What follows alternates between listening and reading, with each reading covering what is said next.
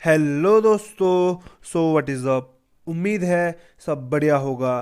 तो I am hero और not के पिछले एपिसोड में आपने देखा कैसे वो डीमन हंसू पे पैरालाइज करने वाली दवाई का यूज़ करता है, जिसके ऐसा करने पर हंसू गुस्से से उससे कहता है कि तुम मुझे किसी की याद दिला रहे हो। अब हंसू इतना कहकर उसके गले को पकड़ते हुए हंस रहा होता है, लेकिन तभी उस दवाई का असर हंसू पे होने लगता है, जिससे हंसू अपनी ब्लेसिंग की मदद से रोक देता है और फिर उस डीमन से कहता है तो तुम क्या कह रहे थे।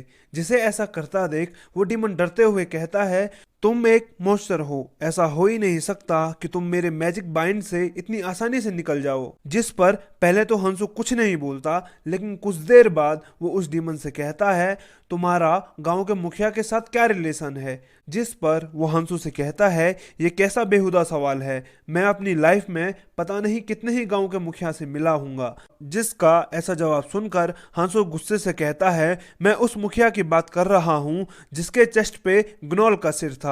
तो उसको इतने गुस्से में देखकर वो कहता है हाँ हाँ मुझे याद आया, वो एक ऐसा इंसान था जो मौत की कगार पे था और जिसकी बैक स्टोरी सुन के किसी को भी रोना आ जाता। इसीलिए मैंने उस पर तरस खा के उसे बचा दिया और साथ ही साथ उसे ब्लैक मैजिक भी सिखा दिया। तो इतना सुनने के बाद हंसू और भी गुस्से के साथ उस डीमन से कहता है तो अच्छा तुम थे वो जिसने उसे बचाया था। अब हम कुछ देर बाद का सीन देखते हैं जहां वो डीमन बुरी तरह से पिटा होता है और जमीन पर रेंगते हुए कहता है तुम तो एक डीमन से भी ज्यादा बुरे हो, तुम्हारी हिम्मत कैसे हुई मेरी ऐसी हालत करने की।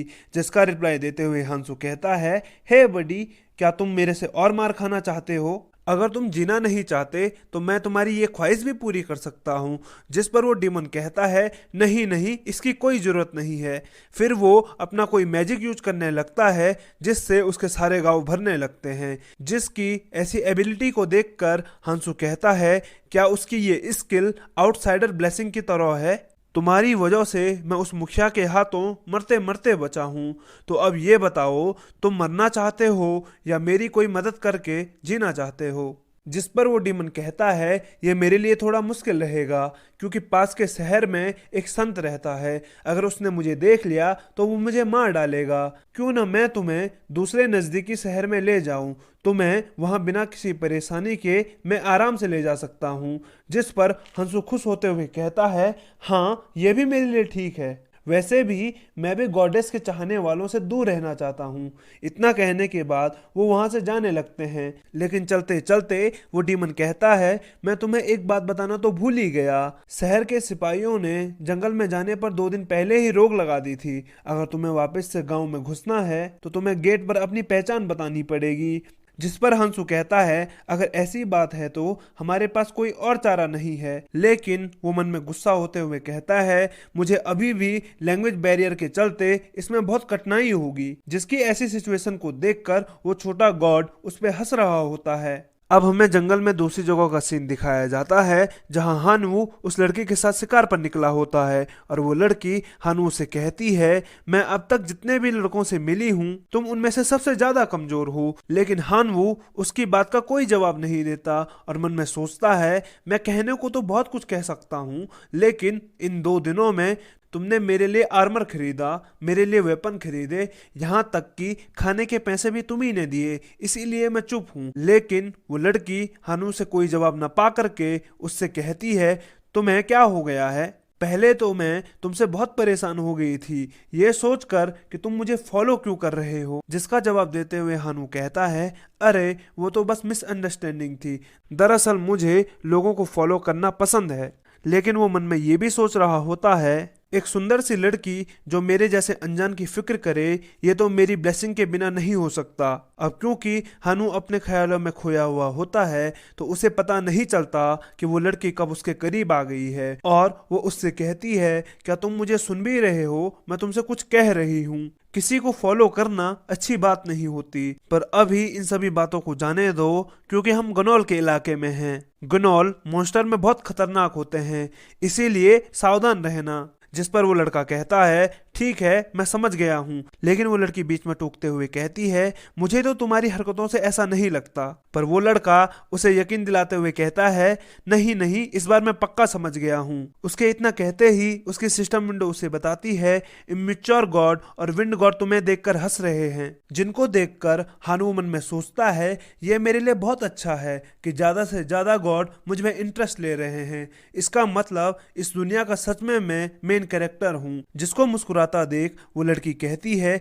मैंने कहा ना, हंसना बंद करो और सतर्क रहो। तुम जैसे स्लाइम रैंक के मर्सनरी को यहाँ बहुत सारी मुश्किलों का सामना करना पड़ेगा। उस लड़की के इतना कहते ही हमें बताया जाता है, स्लाइम रैंक मर्सनरी गिल्ड में नौसिखिए को दिया जाता है। ये हमारे गिल्ड में सबसे लोअर रैंक है। तो हानवू इस बात को ध्यान में रखकर अपनी स्लाइम रैंक की अंगूठी को देख रहा होता है।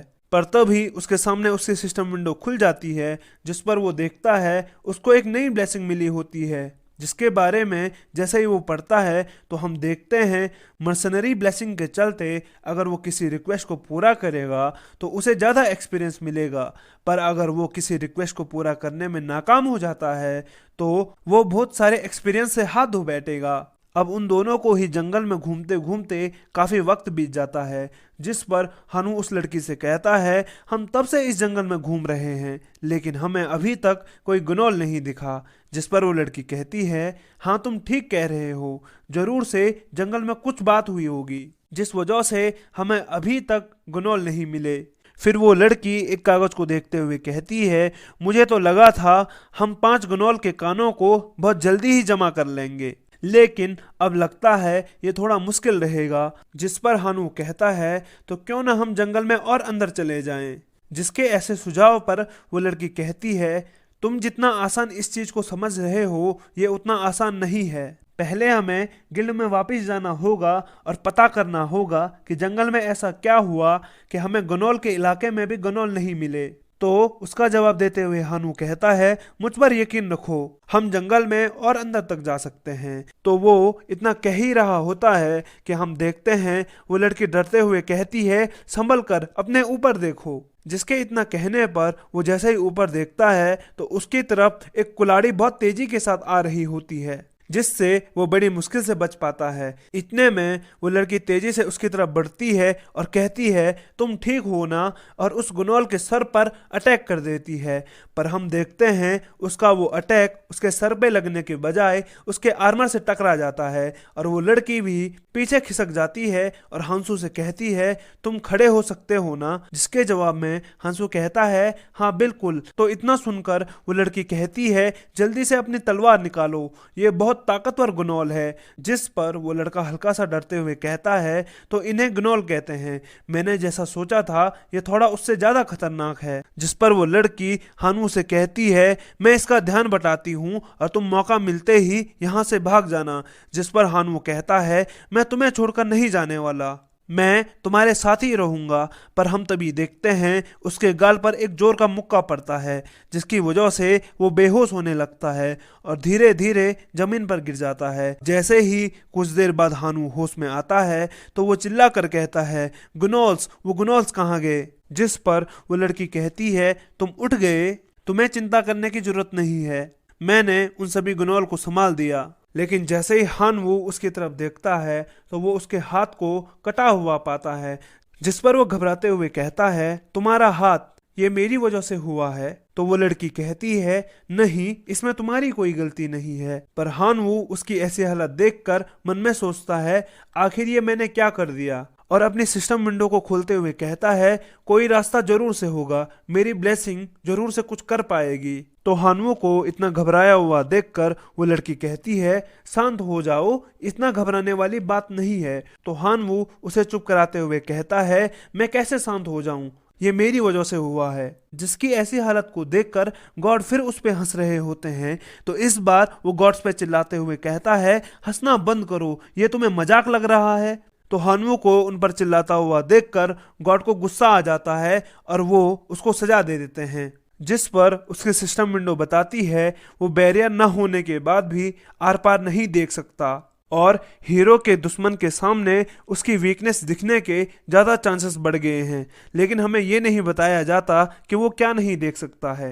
और हानवू भी इसे देखकर गॉड से पूछता है आखिर मैं क्या नहीं देख सकता। लेकिन वो लड़की हानवू को अपने आप से बात करते हुए देखकर कहती है क्या तुम ठीक हो, जिसका रिप्लाई देने के लिए जैसे हानवू मुड़ता है और कहता है हाँ मैं ठीक हूँ, तो वो देखता है अब वो उस लड़की के नाम को और स्टैट्स को नहीं देख पा रहा। तो ये सब देखने के बाद वो जमीन पर हाथ पटकते हुए कहता है ये नहीं हो सकता, इस दुनिया में मैं बहुत सारी लड़कियों के साथ घूमना चाहता था, तुम मुझे ऐसी सजा कैसे दे सकते हो। अगर सच में आप सभी को बताऊं तो मुझे भी यहाँ पे कुछ ज़्यादा समझ नहीं आया कि ये इतनी छोटी सी बात पर इतना दुखी क्यों हो रहा है। अगर आप में से किसी को समझ आए तो प्लीज़ मुझे कमेंट में बता देना। तो अब हम कुछ देर बाद का सीन देखते हैं जहां वो लड़की कहती है हमें अब शहर में वापस जाना चाहिए, अगर गलती से हम दोबारा गुनोल से मिल गए तो मैं इस बार कुछ भी नहीं कर पाऊंगी।